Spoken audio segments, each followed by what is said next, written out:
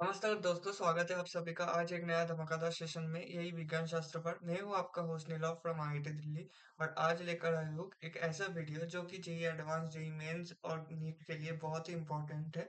वो है halogen and hello alkanes का 10 इंपॉर्टेंट नेम रिएक्शंस। तो आज हम लोग सिर्फ सवाल नहीं सॉल्व करेंगे, रिएक्शन सिर्फ नहीं जाएंगे, बल्कि उनके पीछे जो कॉन्सेप्ट छुपे हुए हैं उनके भी राज खोलने वाले हैं। तो दोस्तों, सीट बेल्ट बांध लो, दिमाग की गियर लगा लो और तैयार हो जाओ एक आज नया जबरदस्त सेशन के लिए। तो चलिए शुरू करते हैं और सीखने को मजेदार और असरदार बनाते हैं। आज का जो टॉपिक है वो है हेलोजन एंड हेलो एल्केन्स। अब हेलोजन एंड हेलो एल्केन्स में मैंने देखा कि 10 इंपॉर्टेंट नेम रिएक्शंस है, तो 10 नेम इंपॉर्टेंट नेम रिएक्शंस के सारे नेम रिएक्शंस मैं इधर डिस्कस कर दूंगा आज। तो वो कर लेते हैं। तो पहला जो रिएक्शन है, पहले रिएक्शन में चल लेते हैं, जो कि है फिंकलस्टाइन रिएक्शन। अब फिंकलस्टाइन रिएक्शन में क्या होता है, सबको पता है कि ब्रोमीन मतलब सोडियम आयोडाइड से रिएक्शन होता है। रिएक्शन मीडियम में क्या रखते हैं हम लोग, एसीटन और मिथेनॉल, और थोड़ा सा हीट करने जरूरत होता है। और रिएक्शन किस तरह से आता है, एसेंटो मैकेनिज्म। एसेंटो मैकेनिज्म मतलब CH3CH2 Br, Na प्लस और I माइनस होता है, I माइनस जाके CH2 के ऊपर अटैक करता है और ब्रोमीन निकल जाता है। तो इसका जो ये प्रोडक्ट आता है, ये क्या आता है, inversion product. Inversion of stereochemistry ये आता है, क्योंकि किस मैकेनिज्म से आता है, एसिंटो मैकेनिज्म से। तो सीधी बात है, फिंकलस्टाइन रिएक्शन में ये याद रख लेना कि सोडियम आयोडाइड आता है, इधर आता है, इधर आके रिएक्ट करता है, अटैक करता है, और काइडल सेंटर या काइडल सेंटर हो या काइडल सेंटर ना हो। ये इन्वर्शन ऑफ स्टीरियोकेमिस्ट्री कब पॉसिबल है, when there is a काइडल centre, when there is a काइडल centre. हाँ, अब ये ध्यान रखना कि एसेंटो मैकेनिज्म बोला है ना, तो एसेंटो मैकेनिज्म कब होता है, जब तेरा सबस्ट्रेट का हो, सबस्ट्रेट बाल्की ग्रुप नहीं नहीं प्रेजेंट होना चाहिए। Balki group must not be present, must not be present. ये हो गया फिंगरस्टाइन रिएक्शन, और कुछ ज्यादा ना था नहीं फिंगरस्टाइन रिएक्शन में। अब चलते हैं लुकास टेस्ट में। लुकास टेस्ट का हम किस लिए करते हैं, लुकास टेस्ट करते हैं distinguish between alcohols, distinguish between alcohols. अब अल्कोहल्स का डिस्टिंग्विश करने के लिए हम लोग लुकास टेस्ट यूज करते हैं। और लुकास टेस्ट का रिएजेंट क्या है, इसका अगर रिएजेंट की बात कर लो, रिएजेंट में होता है एनहाइड्रास, एनहाइड्रास जिंक क्लोराइड। मतलब जो जिंक क्लोराइड पानी के साथ मिला हुआ है, थोड़ा सा मतलब पानी भी प्रेजेंट होता है। और इसके साथ हम लोग क्या यूज करते हैं, डाइल्यूटेशन। अब मैंने कहा कि डिस्टिंग्विश बिटवीन अल्कोहल्स। अल्कोहल्स कितने टाइप का हो सकता है, अल्कोहल्स हो सकता है primary alcohols, primary alcohol, secondary alcohol, और क्या हो सकता है, टर्शियरी अल्कोहल। टर्शियरी अल्कोहल मतलब ये 1 डिग्री OH, ये सेकेंड डिग्री OH, ये थर्ड डिग्री OH।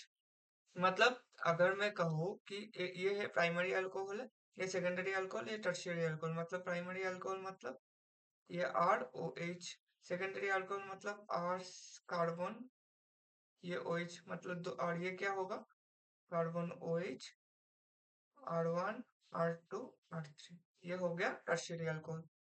तो देखो, एनाइ लुकास टेस्ट में होता क्या है, लुकास टेस्ट में सीधी मुद्दा क्या है, लुकास टेस्ट का, लुकास टेस्ट का मुद्दा है कि जितना ज्यादा, more the stability of the carbocation, more the stability of the carbocation, more vigorous will be the reaction, more vigorous will be the reaction, and fast।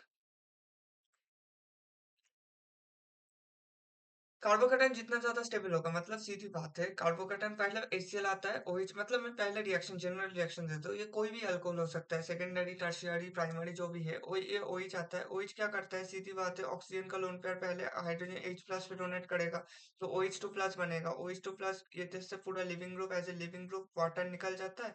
उसके बाद पॉजिटिव चार्ज कार्बोकेटाइन बनता है। ये कार्बोकेटाइन जो पॉजिटिव चार्ज बना, इसके ऊपर chloride attack करता है और ये बनाता है ये कंपाउंड। मतलब क्या, ROH की जगह ROH से जिंक क्लोराइड और HCl मिला के हम लोग क्या बना रहे हैं? RCl। अब देखो, जितना ज्यादा कार्बोकेटाइन स्टेबल होगा, मतलब जितना ज्यादा मेरा कार्बोकेटाइन स्टेबल होगा, उतना जल्दी क्लोराइड आएगा, क्लोराइड आके अटैक कर देगा और सीधे प्रोडक्ट बना देगा। अब कार्बोकेटाइन स्टेबल कब बनेगा? कार्बोकेटाइन तब स्टेबल तब बन सकता है कि जब कार्बोकेटाइन के बगल में बहुत सारे इलेक्ट्रॉन डोनेटिंग ग्रुप प्रेजेंट हो। अब प्राइमरी अल्कोहल में एक ही अल्काइल ग्रुप है, तो एक ही अल्काइल ग्रुप इंडक्टिव इफेक्ट देता है ना, मतलब ये कार्बोकेटाइन है। कार्बोकेटाइन से एक ही अल्काइल ग्रुप आ रहा है, इंडक्टिव इफेक्ट से स्टेबल कर रहा है, थोड़ा थोड़ा थोड़ा करके। अब दो आ गया तो बहुत ज्यादा स्टेबल हो गया, तीन आ गया और ज्यादा स्टेबल हो गया। अब जितना ज्यादा स्टेबिलिटी बनेगा, उतना जल्दी कार्बोकेटाइन फॉर्मेशन हो जाएगा। जितना जल्दी कार्बोकेटाइन फॉर्मेशन होगा, उतना जल्दी क्लोराइड आएगा, अटैक करेगा और प्रोडक्ट बना देगा।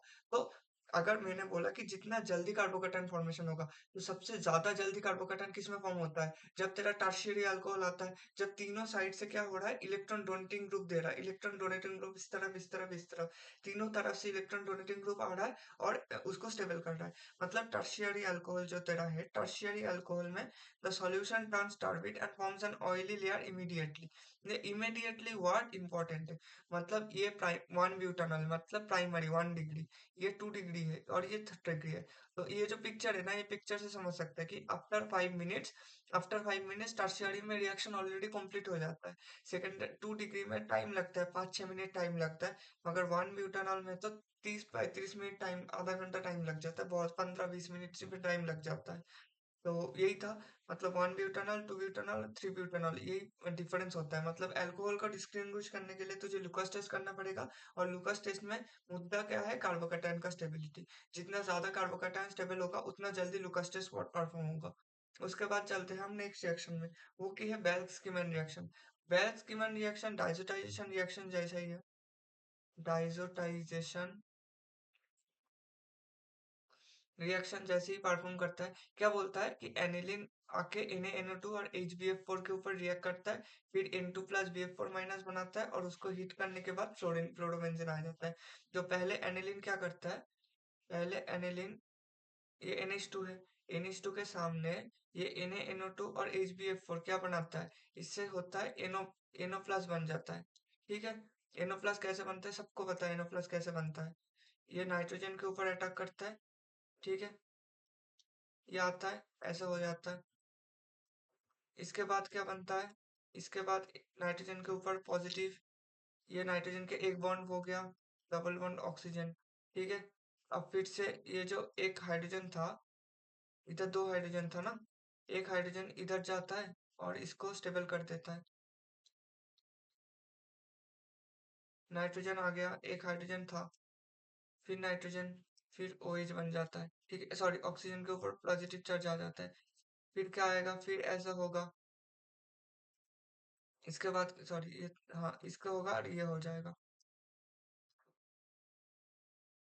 नाइट्रोजन के ऊपर पॉजिटिव चार्ज आएगा, फिर से इधर डबल बॉन्ड बन जाएगा और ये सिंगल बॉन्ड में टूट गया। फिर से क्या होगा? फिर ये हाइड्रोजन ये खुल के इधर चला जाएगा। ये हो गया नाइट्रोजन इन, अब नाइट्रोजन के ऊपर कोई चार्ज नहीं, इधर आया, हाँ, अब OH2 प्लस। अब इसके बाद क्या आता है? नाइट्रोजन का लोन पेयर फिर से डोनेट करता है और OH2 प्लस निकल जाता है as a leaving group, water के माइनस वाटर, और ये क्या बन जाता है?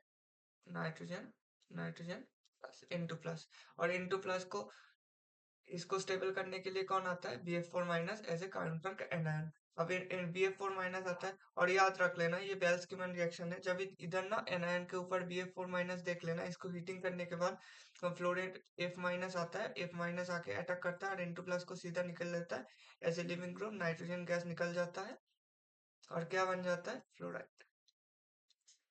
और उसके साथ क्या बनता है BF3, क्योंकि F माइनस इधर से निकल गया तो क्या बचाएगा, BF3 बचेगा ना। तो ये याद रखना, BF3 नाइट्रोजन तो छोड़ दो, जो याद रखना है, ये मेन याद रखना है कि फ्लोरोबेंजीन बनता है। तो डाइज़ोटेशन एनालिन के सामने जब ये NaNH2 माइनस देगा, ये NaNO2 ये सब कुछ करके क्या होता है, ये सब कुछ करके NO प्लस फॉर्मेशन होता है। NO प्लस फॉर्मेशन की वजह से N2 प्लस BF4 माइनस बना देता है, और वो हीटिंग करने के बाद फ्लोरोबेंजीन बन जाता है। इसके बाद चलते हैं नेक्स्ट रिएक्शन पे। नेक्स्ट रिएक्शन क्या है हमारा, स्वार्ट्ज रिएक्शन। स्वार्ट्ज रिएक्शन में भी बहुत आसान स्वार्ट्ज रिएक्शन है। स्वार्ट्ज रिएक्शन में क्या होता है, ये भी SN2 मैकेनिज्म से जाता है ऑलमोस्ट, SN2 मैकेनिज्म। और ये स्वार्ट्ज रिएक्शन में जो सबस्ट्रेट्स होता है ना, ये जो सबस्ट्रेट होता है, ये मेनली प्रेफर करते हैं 1 डिग्री सबस्ट्रेट। ये F माइनस आता है, F minus AgF, F minus आके इधर अटैक करेगा, ब्रोमीन निकल जाएगा, CH3F AgBr फॉर्मेशन कर देगा, CH3CH2 से। हाँ, अब ये फ्लोराइड का सोर्स होना चाहिए।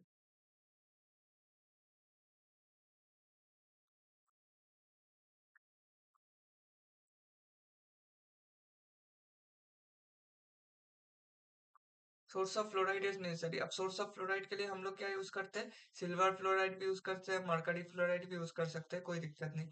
क्या होना चाहिए, फ्लोराइड का एक सोर्स आना चाहिए। मतलब फ्लोराइड अटैक करेगा और ये निकल देगा, और CH3CH2F जो भी है प्राइमरी अल्कोहल, मतलब primary halide substitution, substitution reaction. आसान था। इसके बाद हम लोग चलते हैं, एक दो तीन चार, चार रिएक्शन हो गया। फिफ्थ रिएक्शन में चलते हैं। फिफ्थ रिएक्शन बहुत ही ज्यादा इंपॉर्टेंट है। और मैं इधर ना डार्जन रिएक्शन में जो है ना, डार्जन रिएक्शन दो होता है। एक होता है कि विथ पीरिडिन एक डार्जन रिएक्शन है, और दूसरा है कि विदाउट पीरिडिन। पहले तो मैं विदाउट पीरिडिन वाला दिखा देता हूँ, फिर विथ पीरिडिन वाला दिखा दूंगा। पहले वाला जो है, ये क्या है, विदाउट पीरिडिन। अब ये इससे दिक्कत, पीरिडिन और बिना पीरिडिन में एक दिक्कत है कि इसमें जो स्टीरियोकेमिस्ट्री का बहुत बहुत लोचा है, ये याद रख लेना। मैं मैकेनिज्म बता देता हूँ, फिर देख लेते हैं हम लोग होता क्या है इसमें। मतलब ये स्टीरियोकेमिस्ट्री का मैंने क्यों बोला, एक अजीब कलर चूज कर लेता। हाँ ठीक है। तो पहला क्या होता है, ये मान ले कि तेरा एक अल्कोहल है, ठीक है। इस अल्कोहल में क्या होता है, इस अल्कोहल का जो OH है, ये सीधा जाके डार्जन क्लोराइड में यूज क्या होता है, SOCl2 यूज होता है, ठीक है। आरसीएल को, आरसीएल में आरसीएल कन्वर्ट होता है। आरसीएल किस में कन्वर्ट, वो बाद में देख लेना। आरओएच जो होता है, आरओएच SOCl2 के प्रेजेंस में आरसीएल में कन्वर्ट होता है। अब क्या होगा, फर्स्ट में SOCl2 आएगा, SOCl2 ऑक्सीजन का लोन पेयर है, ऑक्सीजन का लोन पेयर सीधा अटैक किया सल्फर के ऊपर, क्योंकि सल्फर का इलेक्ट्रोपॉजिटिविटी हाई है, क्योंकि दोनों क्लोराइड है और एक ऑक्सीजन भी है, तो उसका इलेक्ट्रोपॉजिटिव नेचर भी हाई है, तो सीधा सल्फर के ऊपर अटैक करेगा, ऑक्सीजन खुल जाएगा। ऑक्सीजन के ऊपर नेगेटिव चार्ज आ गया इधर, और इधर ऑक्सीजन के ऊपर पॉजिटिव चार्ज आया, और एक हाइड्रोजन था। तो क्या करेगा, एक और एक देखो, ये सीधी बात है, मैं एक सेकंड दिखा देता हूँ, ये सब मिटा देता हूँ। आरओएच था। अब आरओएच के सामने SOCl2 अटैक किया, SOCl2 आया तो इस ऑक्सीजन का लोन पेयर सल्फर के ऊपर अटैक किया। सल्फर के ऊपर अटैक करने से ऑक्सीजन के ऊपर तो पॉजिटिव चार्ज आया, और एक हाइड्रोजन था ही था, और सल्फर के ऊपर ये खुल के ऑक्सीजन के ऊपर नेगेटिव चार्ज चला गया। फिर क्या हुआ, क्लोराइड और क्लोराइड, ऑक्सीजन का लोन पेयर वापस आएगा, एक क्लोराइड खुलेगा, तो क्या बने, इधर Cl माइनस तो वापस चला गया। Cl माइनस क्या करेगा, ये Cl माइनस आके हाइड्रोजन को उठा लेगा और ऑक्सीजन का चार्ज बैलेंस कर देगा। तो क्या बन जाएगा, ROSOCl, ये बन रहा है। ये देख ले, ये जो था R ग्रुप था, ROSOCl, ये इधर बन गया ROSOCl। अब क्या होता है, अब ऑक्सीजन ये इसको नाम देते हैं हम लोग क्लोरोसल्फाइड, ये याद रखना है, ये क्लोरोसल्फाइड है। अब इधर से खुल जाता है, ये जो बॉन्ड है ना, ये इधर से खुल जाता है, ऑक्सीजन के ऊपर अब नेगेटिव चार्ज आया, और क्लोरीन आके कार्बोकेटायन फॉर्म कर गया ना, इधर से ये खुल गया, तो R प्लस और O माइनस SOCl, ये बन गया। अब SO2 इधर ना एक लिविंग ग्रुप की तरह काम कर जाता है, लिविंग ग्रुप की तरह निकलने की कोशिश करता है, तो क्लोराइड इधर से अटैक करता है कार्बोकेटाइन के ऊपर। ये जो क्लोराइड है, ये अटैक करता है कार्बोकेटाइन के ऊपर, कार्बोकेटाइन के क्लोराइड के ऊपर पॉजिटिव चार्ज आ गया। अब क्लोराइड के ऊपर क्लोराइड का चार्ज बैलेंस करने के लिए क्या होता है, ऑक्सीजन का जो ऑक्सीजन का जो लोन पेयर है ये इधर आता है, SO2 इधर से निकल जाता है, लॉस ऑफ SO2 होता है। और क्या होता है ये जो इलेक्ट्रॉन्स है ये सल्फर और क्लोराइड के बीच में जो क्लोरीन के बीच में जो बॉन्ड था वो बॉन्ड टूटता है और क्लोरीन का चार्ज बैलेंस कर देता है। तो सीधा क्या बनता है, मतलब जब तेरा विदाउट पिरिडिन है, जब तेरा विदाउट पिरिडिन में ये याद रख लेना कि RCl कन्वर्ट होता है SOCl2 के प्रेजेंस में, सॉरी ROH RCl में कन्वर्ट होता है और stereochemistry is retained. Stereochemistry is retained, stereochemistry का कोई लोचा नहीं रहता, ठीक है। तो ये RCl में कन्वर्ट हो गया और स्टीरियोकेमिस्ट्री रिटेन्ड है, स्टीरियोकेमिस्ट्री बदला नहीं है, ठीक है, ये याद रख लेना, बहुत ज्यादा इंपॉर्टेंट है। ये देख SOCl2 के ये देख ये ROH है, ROH के प्रेजेंस में जब SOCl2 देते हैं तो OH जिस स्टीरियोकेमिस्ट्री में OH था उस स्टीरियोकेमिस्ट्री में क्लोराइड आ गया। और जब पिरिडिन के प्रेजेंस में है तो पिरिडिन के प्रेजेंस में क्या हुआ, दूसरी तरफ मतलब इन्वर्शन ऑफ स्टीरियोकेमिस्ट्री हो गया। पिरिडिन के प्रेजेंस में क्या हुआ, inversion of stereochemistry, inversion of stereo. अब पिरिडिन के प्रेजेंस में क्या होता है एक बार देख ले। पिरिडिन के प्रेजेंस में देख पहले तो OH थे, OH क्या करेगा, OH SOCl2 में अटैक करेगा, जैसे क्लोरोसल्फाइड फॉर्मेशन था ऐसे ही, मतलब ROH था, OH ऑक्सीजन का लोन पेयर कहाँ अटैक किया, सल्फर के इलेक्ट्रोपॉजिटिव सेंटर पे, और इधर से क्लोराइड निकल गया। अब बना क्या, R ऑक्सीजन के ऊपर पॉजिटिव चार्ज, ये एक OH हाइड्रोजन आया, सल्फर ऑक्सीजन के ऊपर नेगेटिव चार्ज गया, ये क्लोराइड क्लोराइड। अब क्या होगा, इधर वापस आएगा और Cl माइनस निकल जाएगा, Cl माइनस ये हाइड्रोजन को पकड़ेगा, ये ऑक्सीजन के ऊपर चार्ज बैलेंस कर देगा और बनाएगा क्लोरोसल्फाइड जो कि ऐसे दिखते हैं।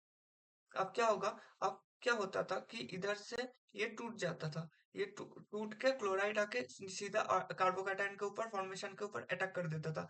अब पीरिडीन जैसे प्रेजेंस है, पीरिडीन क्या है, पीरिडीन बेस की तरह भी काम कर सकता है, न्यूक्लियोफाइल भी काम कर सकता है। तो क्या होगा, ये नाइट्रोजन का लोन पेयर फिर से देखा कि सल्फर के ऊपर पॉजिटिव इलेक्ट्रोपॉजिटिव सेंटर है, सल्फर के ऊपर इसने अटैक कर दिया, सल्फर के ऊपर अटैक किया तो क्या होगा, ये सल्फर के ऊपर जो ऑक्सीजन था ये ऑक्सीजन के ऊपर नेगेटिव चार्ज चला गया, ये देख ये मैं दिखा देता हूँ। अब R था, O था, SOCl था, ये इधर से थोड़ा मिटा दो। हम्म, इसके बाद क्या हुआ, पीरिडिन आया, पीरिडिन आके सीधा सल्फर के ऊपर अटैक कर दिया, तो क्या हुआ, R ऑक्सीजन सल्फर और ऑक्सीजन का लोन पेयर ऑक्सीजन का नेगेटिव चार्ज चला गया और पीरिडिन प्लस हो गया। अब क्या होगा, पीरिडिन प्लस हो गया, ऑक्सीजन का लोन पेयर वापस आएगा और क्या निकलेगा, क्लोराइड निकलेगा। तो क्या हुआ, ROSO पिरिडिन। अब इसके बाद क्या होगा, इसके बाद इस हाँ पिरिडिन के ऊपर पॉजिटिव चार्ज आया। अब इसके बाद क्या होना चाहिए, इसके बाद फिर से कार्बोकैटायन का फॉर्मेशन होगा, इधर से पूरा खुल जाएगा और R प्लस का फॉर्मेशन होगा, R plus plus O minus SO pyridine. अब ये इधर जाएगा इधर और पिरिडिन का तो पिरिडिन और SO2 तो निकल गया। अब इसके साथ क्या होता है, देख ये तो ऊपर में जो कि रिएक्शन हो रहा था पूरा अबव द प्लेन हो रहा था, ये जो ऑक्सीजन का बॉन्ड है ये क्या है, above the plane bond, above the plane bond. अब ये जो SO2 निकलेगा और PDD निकलेगा, ये कार्बोकैटायन, ये सीधा कार्बोकैटायन फॉर्मेशन SN1 से नहीं होता है, ये SN2 से जाता है। क्लोराइड आता है बिलो द प्लेन R के ऊपर अटैक करता है और ये पूरा लिविंग ग्रुप निकल जाता है। मतलब इसको मैंने अगर ये थोड़ा सा दिखा दूं तो क्लोराइड आता है, Cl माइनस आएगा और इसका बिलो द प्लेन अटैक करेगा, बिलो द प्लेन अटैक करेगा तो ये खुल जाएगा, ये Cl माइनस हो रहा है, ये बिलो द प्लेन अटैक कर रहा है, back side attack of chloride and SN2 mechanism से जाता है। तो ये डार्जन रिएक्शन में जब पिरिडिन रहता है, पिरिडिन के वजह से क्या होता है, inversion of stereochemistry, inversion of stereochemistry. और क्लोराइड मतलब ये तो सीधी बात है, O R O H convert क्या होता है, आर ओ एच कन्वर्ट होता है आरसीएल में, ये तो सबको होता है, ठीक है। तो यही था डार्जन रिएक्शन, डार्जन रिएक्शन में ज्यादा कुछ था ही नहीं, बस एक ही याद रख लेना कि जब तेरा पीरियड नहीं होता है तो पीरियड नहीं होने से क्या होता है, कोई स्टीरियोकेमिस्ट्री रिटर्न रहता है और और जब पीरियड रहता है, पीरियड रहने की वजह से तेरा जो रिएक्शन है वो इनवर्शन प्रोडक्ट हम लोग देख लेते हैं। अब इसके बाद चलते हैं हम लोग रीड रिएक्शन में। ये थोड़ा सा अजीब रिएक्शन है, मतलब रिएक्शन तो बहुत आसान है मगर हम लोग पढ़ लेते हैं। एक आर क्या होता है बेसिकली, पहले तो SO2, इसके पहले टार्जन रिएक्शन में SO2 बाहर निकल रहा था। अब SO2 और क्लोरीन और लाइट के प्रेजेंस में ये लाइट के प्रेजेंस में RSO2 Cl बनता है और HCl बनता है। और ये मैकेनिज्म क्या किससे आता है? Free radical mechanism. Free radical mechanism इस वजह से आता है। तो क्या होता है, पहले तो क्लोरीन है, पहले क्लोरीन H म्यू के प्रेजेंस में क्या होता है, Cl डॉट और Cl डॉट इसमें टूटता है। अब RH तरफ ये है, RH के प्रेजेंस सामने क्या आता है, Cl डॉट आता है। Cl डॉट आने से R डॉट और HCl ये बनता है। ठीक है। अब R डॉट के सामने SO2 आएगा तो क्या बनता है, RSO2 और ये डॉट रहता है। और इसको क्या कौन फिलअप करता है, फिर एक क्लोराइड आ जाता है, ये फिल कर देता है और RSO Cl। ये सिंपल रिएक्शन है, ये याद रख लेना, रीट रिएक्शन है। SO2 और Cl2 कभी दिख जाए, ज्यादा इंपॉर्टेंट नहीं है, फिर भी मैंने ले लिया क्योंकि कभी भी आ सकता है, तो मतलब याद रखने से कोई दिक्कत नहीं। RHSO2 और Cl2 लाइट के प्रेजेंस में RSO2 HCl में बदल जाता है। इसके बाद हम लोग चलते हैं हांस-डिकर रिएक्शन। हांस-डिकर रिएक्शन में क्या होता है, ये जो प्रोडक्ट है ये किससे बना है, Ag2O या फिर AgOH मॉइस्ट, मतलब कुछ भी दे दे, कुछ मतलब नहीं है।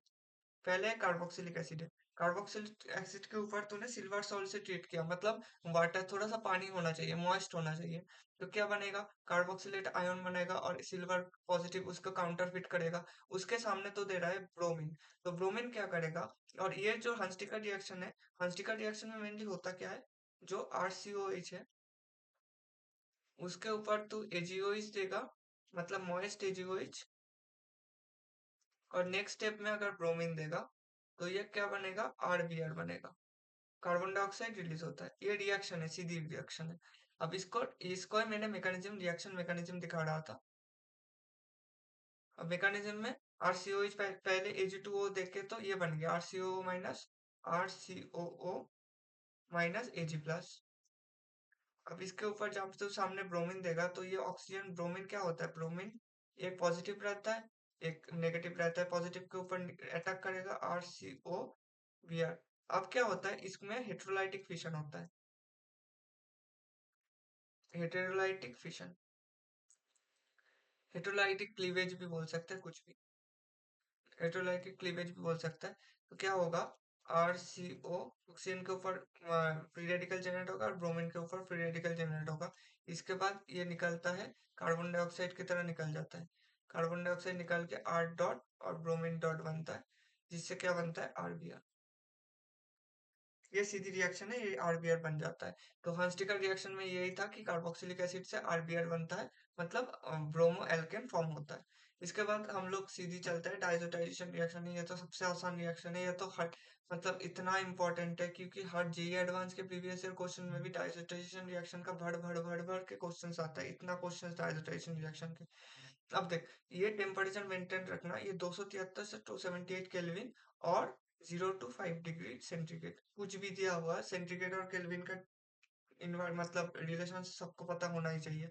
ठीक है, तो रिएक्शन आप ऑर्गेनिक केमिस्ट्री में पढ़ते हैं, NaNO2 और HCl, मतलब NaNO2 और HCl आता है, इसमें क्या होता है, देख सीधी बात है, NaCl फॉर्म होगा और क्या होगा, HNO2। अब HNO2 से सीधा क्या बनता है, NO प्लस आयन बनता है, ये मतलब वाटर निकल जाता है, वाटर निकलने से इधर NO प्लस का फॉर्मेशन होता है। NO प्लस का जब फॉर्मेशन होता है, मैंने अभी दिखा दिया, फिर से एक बार दिखा देता हूँ कि एनिलीन होता है, एलिनिन का NH2, ये अटैक करता है NO प्लस के ऊपर। इसके बाद क्या फॉर्मेशन होता है, NH पॉजिटिव, NH2 है अभी, N डबल वन ऑक्सीजन के ऊपर, ऑक्सीजन का लोन पेयर सेटिस्फाई हो गया। अब फिर से क्या होगा, फिर से इधर से एक हाइड्रोजन निकलेगा, एक हाइड्रोजन इधर से, ये दो हाइड्रोजन है, एक हाइड्रोजन निकल के ऑक्सीजन के ऊपर चला जाता है। ऑक्सीजन के ऊपर अगर चला जाएगा तो नाइट्रोजन का एक ही हाइड्रोजन बचेगा और नाइट्रोजन का चार्ज काउंटर फिट के बैलेंस हो जाएगा। तो नाइट्रोजन ये डबल वन ऑक्सीजन के ऊपर फिर से प्लस आ गया। ऑक्सीजन का प्लस सेटिस्फाई करने के लिए ये नाइट्रोजन का लोन पेयर आएगा और ये बॉन्ड टूटेगा, तो क्या बनेगा, ये नाइट्रोजन के ऊपर पॉजिटिव चार्ज आया, ये हाइड्रोजन था, ये डबल बॉन्ड बन गया और ये बन गया OH। इसके बाद फिर से क्या होगा, फिर से ये हाइड्रोजन टूट के ऑक्सीजन के ऊपर चला जाएगा और नाइट्रोजन का चार्ज बैलेंस कर देगा, नाइट्रोजन का चार्ज बैलेंस हो गया और ये डबल बॉन्ड था और ये OH टू पॉजिटिव बन गया फिर से, क्योंकि ऑक्सीजन के ऊपर ऑक्सीजन का लोन पेयर ये हाइड्रोजन को सीधा ले रहा है। तो इसके बाद फिर से क्या करेगा, फिर से नाइट्रोजन का लोन पेयर आएगा और ये water as a leaving group निकल जाएगा। तो बन क्या आ रहा है, N2 प्लस। यही सीधा चीजें देखना है कि जब भी सामने NaNO2 HCl भी दे सकता है, HONO भी दे सकता है, NO प्लस आयन भी दे सकता है, कुछ भी देगा, डाइजोटाइजेशन रिएक्शन होगा, N2 प्लस Cl माइनस बनेगा। अब इसके ऊपर कुछ भी KCN दे दे, HCN दे दे, अब इसके ऊपर फ्लोराइड से ट्रीट कर NaF दे, NaCl दे, कुछ भी देगा, ये N2 गैस की वजह से निकल जाता है। मतलब ये फॉर्मेशन तो इम्पोर्टेंट है, मगर इसके फॉर्मेशन के ज्यादा इम्पोर्टेंट है इसके फॉर्मेशन के बाद क्या होता है। मतलब जो भी एनायन देगा, Cl माइनस कुछ भी देगा, वो अटैक करेगा और इधर से इसको रिमूव कर देगा। और ये याद रखना, इसके सबस्ट्रेट में एनिलीन प्रेजेंट होना, मतलब एमीन ग्रुप प्रेजेंट होना जरूरी है। Amine group must be present. ठीक है। इसके बाद चलते हैं सनमाइड रिएक्शन। सनमाइड रिएक्शन क्या है, डाइजोटाइजेशन रिएक्शन का एप्लीकेशन। Application of डायजोटाइजेशन reaction. ठीक है। तो N2 प्लस Cl माइनस के तो कॉपर क्लोराइड और HCl से कॉपर ब्रोमाइड HBr, मतलब जो भी एनायन होगा वो इसको रिप्लेस कर देगा। मतलब कॉपर क्लोराइड है तो क्लोराइड आके रिप्लेस कर रहा है, कॉपर ब्रोमाइड है तो ब्रोमाइड आके रिप्लेस कर रहा है, N2Cl माइनस में कॉपर साइनाइड है तो साइनाइड आके रिप्लेस कर रहा है। सीधी बात है, ये हो रहा है। तो यही है सनमाइड रिएक्शन। सनमाइड रिएक्शन में एनायन आके सीधा इंटू इंटू नाइट्रोजन गैस को निकल देता है, और एनायन तो एक एनायन निकल ही जाता है। मतलब ये एनायन जो है ना, ये काउंटर पिन एनायन है। ये N2 प्लस का चार्ज को स्टेबल रखता है। N2 प्लस चार्ज बैलेंस करता है और कुछ नहीं। तो सैंडमाइड रिएक्शन तो बहुत आसान था। और लास्ट रिएक्शन जो है वो है गेटरमैन कॉच रिएक्शन एल्डिहाइड बनाता है। गेटरमैन रिएक्शन में क्या होता है, गेटरमैन रिएक्शन में भी सेम है, डाइजोटाइजेशन रिएक्शन आता है। और हाँ, ये क्या है, डाइजोटाइजेशन आयनाइड। अब N2 प्लस को Cl माइनस काउंटरफिट करता है और बेंजीन रिंग जुड़ा रहता है, तो इसे हम लोग बोलते हैं बेंजीन डायाजोनियम क्लोराइड, और इसका शॉर्ट फॉर्म में BDC बोलते हैं, ये याद रख लेना। और N2 प्लस Cl माइनस के सामने Cu और HCl देता है, तो HCl क्लोराइड आएगा, अटैक करेगा, N2 प्लस को निकाल देगा, क्लोराइड आ गया। Cu HBr है तो ब्रोमाइड आया, ब्रोमाइड अटैक किया इधर, इस सेंटर पर नाइट्रोजन गैस निकल गया, तो और ब्रोमीन निकल गया, ब्रोमीन आ गया और नाइट्रोजन गैस निकल गया। तो यही था गेटरमैन रिएक्शन। गेटरमैन रिएक्शन और सनमैन रिएक्शन ऑलमोस्ट सेम टाइप का ही है, जो भी है देख लेना, कोई दिक्कत नहीं, बस सब्स्टिट्यूशन रिएक्शन ही हो रहा है और ज्यादा कुछ नहीं हो रहा है। तो यही था 10 नेम रिएक्शन, सब कुछ खत्म हो गया। 10 नेम रिएक्शन बार बार देख लेना।